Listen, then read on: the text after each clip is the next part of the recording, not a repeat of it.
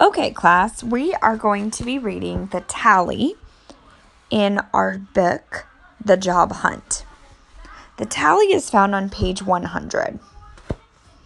You should be on page 100. I'll tell you when I turn the page. Now, let's remember what we've been reading.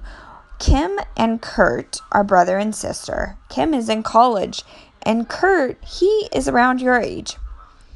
Kim is trying to find a job as she's home from college.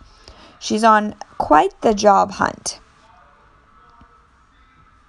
Right now, she's at a grocery store, and she did one test already for the owner of the grocery store, Mr. Fremont. That test was taking inventory, where she counted the number of items that they had. That way, Mr. Fremont, the owner of the grocery store, would know if he needed to reorder things. All right, let's begin reading the tally. Mr. Fremont led Kim to the cash register. "Let's pretend you already have a job here," he said. "Okay," said Kim. Mr. Fremont went and got some things from the shelves and plopped them into a shopping basket. He selected a jar of peanut butter, a bag of cookies, and a key lime pie. Then he set the basket on the counter next to Kim. "Can you tally up the cost of all this food?" "You bet," said Kim cheerfully. "Do you want me to use the cash register?" "No," said Mr. Fremont. "I want to see if you can do it without the cash register. Let's pretend the cash register is broken, so you have to add up the tally all by yourself." That sounded hard to Kurt. He looked at Kim to see if she looked scared. She did not. Go ahead and turn the page. "No problem," said Kim. Kim got a sheet of paper and a pen. She wrote down the cost of each item. Then she added it up carefully. When she finished, she said, "Mr. Fremont, should I add the sales tax on top of this?" Kurt looked at Mr. Fremont and saw him break into a big grin. Mr. Fremont's grin seemed to stretch from ear to ear. Kurt could not tell why he was so happy. "Yes," Mr. Fremont said, "we must add in the sales tax."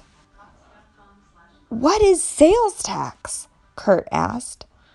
Mr. Fremont explained. "It's a tax we have to pay to the state to help pay for roads and firemen and that sort of thing." Meanwhile, Kim had finished adding in the tax. When she was finished, Mr. Fremont checked her numbers. Go ahead and turn the page. "Wow," said Mr. Fremont. "You added and multiplied perfectly." He held out a hand for Kim to shake and said, "You've got yourself a job." "For real?" said Kim. "For real," said Mr. Fremont. "You can start next week." Kurt clapped his hands.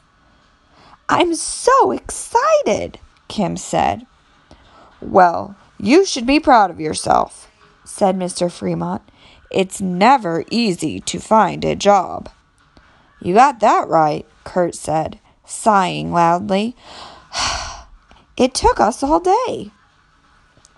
"Just one day?" Mr. Fremont asked. "I'm impressed. Sometimes it takes a lot longer." "I suppose I got lucky," replied Kim.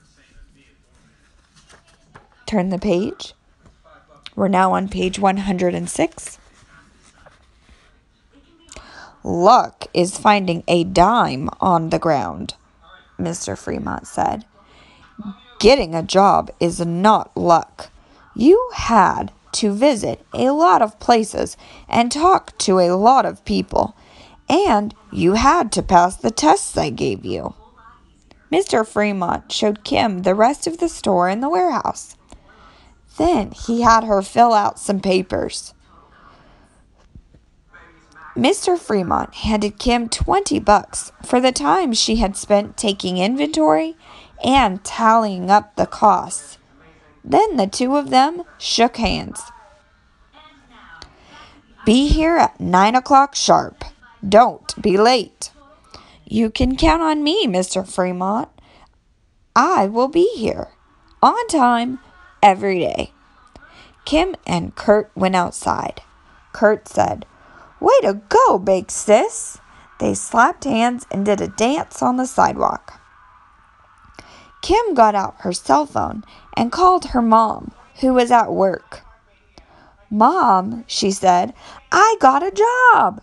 "Woohoo!" said her mom.